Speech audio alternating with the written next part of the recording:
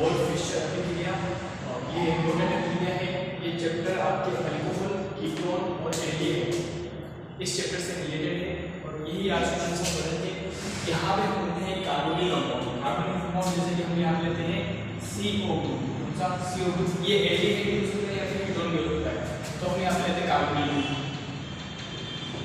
Carbonyl समूह। जब carbonyl समूह की अभिक्रिया किसके साथ कराएंगे? हाइड्रोजन के साथ, यानी कि NH2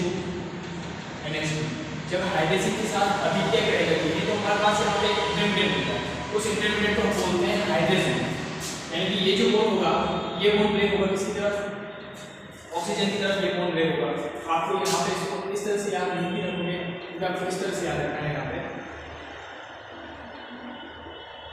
नाइट्रोजन, इस हाइड्रोजन को आप दोनों यहाँ पे यहाँ से दो हाइड्रोजन और यहाँ से एक ऑक्सीजन, ये दोनों क्या हो जाएंगे? ब्रेक हो जाएंगे और ये बाहर निकल जाएगा H2 के रूप में।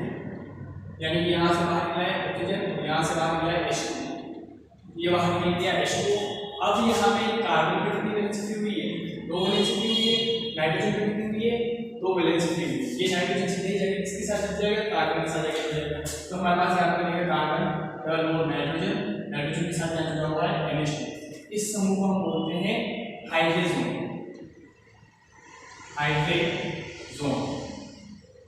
अब क्या होता है जब हमारे पास इंटरमीडिएट बना हुआ है हाइड्रोजन, इस हाइड्रोजन की अभिक्रिया हम यहाँ पे करते हैं अल्कोहलिक KOH। अल्कोहलिक किसके साथ कराते हैं? KOH के साथ कराते हैं। और अभिक्रिया होती है यहाँ पे ग्लाइकोल के साथ, यानी कि CH2OH ग्लाइकोल के साथ किए गए थे। यहाँ पे क्या होता है कि यहाँ से बॉन्ड ब्रेक होते हैं और ये दोनों ही हाइड्रोजन होते हैं इस कार्बन से जाके जुड़ जाते हैं और ये दोनों नाइट्रोजन N2 के रूप में बाहर निकल जाएंगे। तो यहाँ पे बात हो जाएगा कार्बन हाइड्रोजन और ये हो जाएगा बाहर। यानी कि अभिक्रिया में हमारे पास क्या बना? कार्बोनिल ग्रुप से क्या बना? एल्केन बना। तो इस अभिक्रिया को हम बोलते हैं वोल्फ-फिशर अभिक्रिया। वोल्फ-फिशर अभिक्रिया में कार्बोनिल समूह लेते हैं। कार्बोनिल समूह की अभिक्रिया किसके साथ करा रहे हैं? हाइड्रोजन के साथ करा रहे हैं। हाइड्रोजन का H2 समूह यहाँ का ऑक्सीजन समूह किसके रूप में बाहर निकल गया? H2 के रूप में बाहर निकल गया और हमारे पास एक इंटरमीडिएट मिलता है। कौन सा इंटरमीडिएट मिलता है? वो हाइड्रोजन। अब इस हाइड्रोजन की अभिक्रिया हम किसके साथ कराएंगे? अल्कोहलिक KOH के साथ कराते हैं ग्लाइकोल की उपस्थिति में, तो हमारे पास एल्केन मिलता है। इस अभिक्रिया को हम करते हैं हाइड्रोजन वोल्फ-फिशर अभिक्रिया। क्या करते हैं? वोल्फ-फिशर। सेकंड रिएक्शन जो होगी वोल्फ-फिशर रिएक्शन होगी। एक और होती है जिसको हम बोलते हैं रोसेनमुंड अभिक्रिया। रोसेनमुंड से एक किसी से रिलेटेड है वो कर लेते हैं जिसको हम बोलते हैं क्लेजन अभिक्रिया। क्लीमेंसन अभिक्रिया।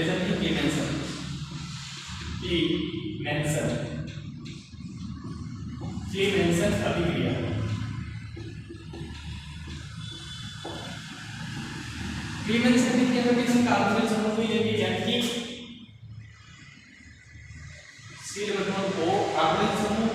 कार्बोनिल समूह की अभिक्रिया हम यहाँ पे अम्ल गमित जिंक के साथ, यानी कि HCZN अम्ल गमित जिंक के साथ कराते हैं। ये अभिक्रिया जो होती है ना एसिडिक मीडियम होती है, कि HCl की उपस्थिति में होती है। और क्योंकि हम यहाँ पे क्लेजन अभिक्रिया जो होती है अपचयन अभिक्रिया है, सॉरी क्लीमेंसन अपचयन अभिक्रिया होती है और अपचयन में हमेशा हम यूज करते हैं हाइड्रोजन का। तो यहाँ पे हम यूज करेंगे हाइड्रोजन का उपयोग करेंगे, यानी कि 4H पॉजिटिव का यूज करेंगे। 4H पॉजिटिव का यूज करेंगे तो यहाँ के दो हाइड्रोजन इस ऑक्सीजन के साथ बाहर निकलेंगे, तो बाहर क्या निकल जाएगा?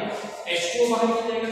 अब जो दो हाइड्रोजन जो होंगे ना, ये दो हाइड्रोजन इस कार्बन के साथ जुड़ जाएंगे, तो हमारे पास हो जाएगा कार्बन, एक हाइड्रोजन यहाँ पे, एक हाइड्रोजन यहाँ पे, और जो दो हाइड्रोजन बचे हुए हैं ये इस ऑक्सीजन के साथ H2O के रूप में बाहर निकल जाएगा। तो यानी कि यहाँ पे हमारे पास क्या बनेगा? एल्केन बनेगा। तो यहाँ पे दो रिएक्शन है। फर्स्ट रिएक्शन आती है वोल्फ-फिशर अपचयन अभिक्रिया। यहाँ पे भी हम कार्बोनिल समूह लेते हैं। कार्बोनिल समूह की अभिक्रिया हाइड्रोजन के साथ कराई जाती है, हमारे पास मिलता है हाइड्रोजन और उस हाइड्रोजन की अभिक्रिया हम अल्कोहलिक KOH यानी कि ग्लाइकोल की उपस्थिति में कराते हैं, हमारे पास क्या बनता है? एल्केन बनता है। सेकंड अभिक्रिया होती है क्लीमेंसन अभिक्रिया। यहाँ पे भी हम कार्बोनिल कंपाउंड ही लेंगे। जब कार्बोनिल कंपाउंड की अभिक्रिया अम्ल गमित जिंक के साथ कराई जाती है, एसिडिक मीडियम में 4H पॉजिटिव जो दो हाइड्रोजन होंगे ये इस ऑक्सीजन के साथ बाहर निकल जाते हैं H2 के रूप में, जो दो हाइड्रोजन बचे हुए ये दोनों ही कार्बन के साथ मिल जाते हैं और वापस बनती है एल्केन। ये दोनों ही इंपॉर्टेंट रिएक्शंस हैं जो कि यहाँ से पूछी जाती है। एक रिएक्शन होगा जिसको हम बोलते हैं रोसेनमून रिएक्शन, और ये भी इंपॉर्टेंट ही है। अभी जो हमने दोनों रिएक्शंस पढ़ी थी और ग्लेडेंसन और ओवरफिशन रिएक्शन, दोनों में ही प्रोडक्ट क्या बनता है एल्केन बनता है। और अब हम जो रिएक्शन पढ़ेंगे उस रिएक्शन का नाम है रोसेनमून अपचयन अभिक्रिया।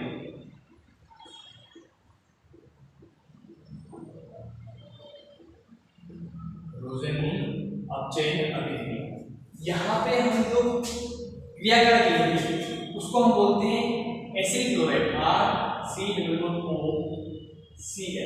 एसिड क्लोराइड की अभिक्रिया हमें करानी है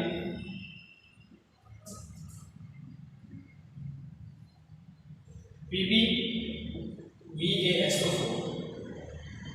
और ये अभिक्रिया होगी हाइड्रोजन की उपस्थिति में, क्योंकि अपचयन अभिक्रिया है ऑब्वियसली यहाँ होगी 2H पॉजिटिव की उपस्थिति में। अब यहाँ पे क्या होता है कि ये कौन ब्रेक होता है यहाँ पे, तो यहाँ पे हमारे पास बनेगा एक बनेगा RCOOH प्लस एक हमारे पास बनेगा HCl, यानी कि इस अभिक्रिया में क्या होता है एसिड क्लोराइड से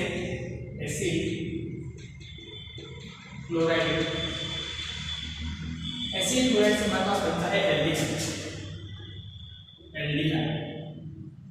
तो रोसेनमून अपचयन अभिक्रिया में क्या होता है एसिड क्लोराइड से एल्डिहाइड का निर्माण होता है, उत्प्रेरक जो देते हैं लेट देते हैं Pb और VaSO4 और 2H पॉजिटिव की उपस्थिति में ये रिएक्शन कर जाती है तो हमारे पास क्या बनता है एल्डिहाइड बनता है, और इस अभिक्रिया को हम क्या बोलते हैं रोसेनमून अपचयन अभिक्रिया।